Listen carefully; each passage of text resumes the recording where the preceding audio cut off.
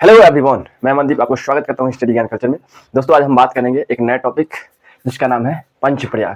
दोस्तों बहुत स्टूडेंट का कमेंट आया है कि सर आप पंचप्रयाग के क्वेश्चन को जरा डील करें। ठीक है, चलिए आते हैं क्वेश्चन की ओर, और ये आपके सारे कॉम्पिटिटिव एग्जाम्स के लिए मोस्ट इंपॉर्टेंट क्वेश्चन लेकर आया हूँ। दोस्तों पहले हम देखते हैं कि पंचप्रयाग की आखिर उत्पत्ति कहां से होती है। दोस्तों पंचप्रयाग की जब उत्पत्ति की बात करें हम, तो एक विष्णु प्रयाग और धौली गंगा, ये दो ऐसी नदी है जो हमारे बद्रीनाथ से निकलती है, एक बाईं ओर से और एक दाईं ओर से, यानी एक बाईं ओर से आकर मिलती है और एक दाईं ओर से आकर मिलती है। तो बाईं ओर से आती है धौली गंगा और दाईं ओर से आती है हमारा विष्णु गंगा। तो ये दो नदी जहां मिलती है उस जगह का नाम है विष्णु प्रयाग। प्रयाग का मतलब होता है दो नदियों का मिलन स्थल। जब दो नदियों का मिलन एक जगह होता है उसे हम प्रयाग कहते हैं। जब 5 नदियों का मिलन एक ही जगह पर हो तो उसे हम पंचनद बोलते हैं। लेकिन यहाँ पे क्या बोला, प्रयाग। तो प्रयाग की बात करें जब दो नदियों का मिलन हो तो उसे हम प्रयाग कहते हैं। यहाँ देख लो विष्णु प्रयाग दो नदी का मिलन हो रहा है, यहाँ पे देखो नंद प्रयाग दो नदी का मिलन हो रहा है, यहाँ भी देख लो दो नदी का मिलन हो रहा है, कर्ण प्रयाग, यहाँ पे रुद्र प्रयाग दो नदी का मिलन हो रहा है, देव प्रयाग दो नदियों का मिलन हो रहा है। यानी जहां दो नदियों का मिलन हो उसे हम प्रयाग कहते हैं। क्लियर?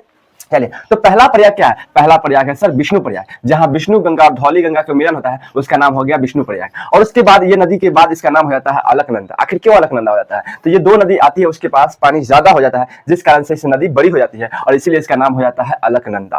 और अलकनंदा लेकर धीरे धीरे धीरे आगे चलती है और एक और नदी इसमें आ जाती है बाईं ओर से जिसका नाम है नंदाकिनी। जिसका नाम क्या है मेरे दोस्त? नंदाकिनी। और नंदाकिनी नदी जिस जगह पे मिलती है उसका नाम है नंद प्रयाग। फिर भी इसका नाम अलकनंदा ही रहता है। और अलकनंदा धीरे धीरे कुछ दूर और आगे जाने के बाद एक और नदी आ जाती है इसमें जिसका नाम है पिंडार नदी। क्या नाम है मेरे दोस्त? पिंडार नदी। तो पिंडार नदी जिस जगह पे मिलती है उसका नाम है कर्ण प्रयाग। यानी अलकनंदा में पिंडार नदी जहां मिलती है उस जगह का क्या नाम है? कर्ण प्रयाग।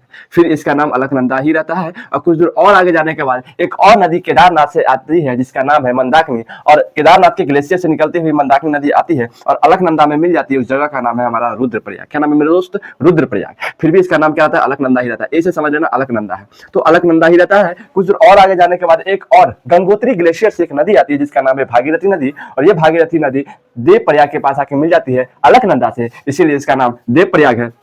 ठीक है, और उसके बाद अलकनंदा और भागीरथी नदी का जहां संगम होता है उसके बाद इस नदी का नाम हो जाता है गंगा।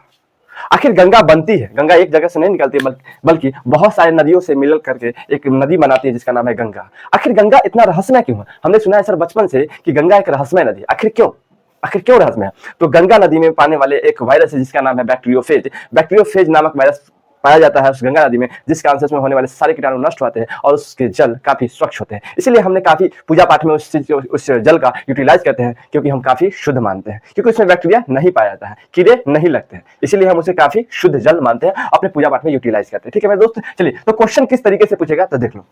क्वेश्चन पूछेगा कि नंदाकिनी और अलकनंदा का जहां मिलन स्थल है उस मिलन स्थल को क्या बोलते हैं? तो नंद प्रयाग बोलते हैं। फिर क्वेश्चन पूछेगा कि जहां अलकनंदा और पिंडार नदी मिलती है उस जगह का क्या नाम है? तो कर्ण प्रयाग है। या फिर क्वेश्चन पूछेगा कि कर्ण प्रयाग में किन नदियों का मिलन होता है? तो पूछेगा पिंडार और अलकनंदा के जहां मिलन होता है उसे हम कर्ण प्रयाग कहते हैं। क्लियर? फिर अगर पूछेगा रुद्र प्रयाग किसको बोलते हैं? तो मंदाकिनी और अलकनंदा का जहां मिलन स्थल उसे हम रुद्र प्रयाग कहते हैं। फिर पूछेगा कि देव प्रयाग कहां बनती है? तब भागीरथी नदी और अलकनंदा नदी जहां मिलती है वहां पे बन जाती है देव प्रयाग, और देव प्रयाग के पास इसका नाम हो जाता है गंगा। ठीक है मेरे दोस्त, यहाँ पे एक और नदी आके मिलती है, छोटी सी नदी भिलांगना। भागीरथी में एक और नदी छोटी सी आती है और भिलांगना से मिल जाती है, बोलती है बाबू तू भी आकर के मिल जाओ, छोटी सी नदी ऐसे मिला लेती है। तो भिलांगना और भागीरथी दो नदियों का जहां संगम होता है वहां पे एक डैम बनाया गया है। क्या बाबू? डैम बनाया गया, जिस डैम का नाम है टिहरी बांध। क्या नाम है? टिहरी बांध, जिसकी ऊंचाई लगभग 260 मीटर है। क्या नाम है? 260 मीटर। नाम क्या है सर? टिहरी बांध। और टिहरी बांध के सपोर्ट के लिए आगे टिहरी बांध, उसके पीछे एक सपोर्ट के लिए एक और बांध बनाया जिसका नाम है कोटेश्वर बांध। क्या नाम है बाबू? कोटेश्वर बांध। यानी टिहरी के सपोर्ट के लिए हमारा कौन बांध बनाया गया है? कोटेश्वर बांध। ठीक है, टिहरी के सपोर्ट के लिए कौन सा बांध? कोटेश्वर बांध। तो टिहरी और कोटेश्वर। पूछेगा टिहरी बांध किस नदी पे है? तो भागीरथी नदी पे। किस नदी पे दोस्त? तो भागीरथी नदी पे। किस नदी पे? भागीरथी नदी पे। यानी भागीरथी नदी पे टिहरी बांध अवस्थित है। ठीक है, तो दोस्तों ये रहा आज का टॉपिक, 2 से 3 मिनट का टॉपिक है और उम्मीद करता हूं कि आप लोगों को समझ में आ गया होगा। तो दोस्तों आप जाइए और क्वेश्चन को लगाइए। तब तक मिलते हैं अगले वीडियो में, तब तक के लिए टेक केयर, बाय।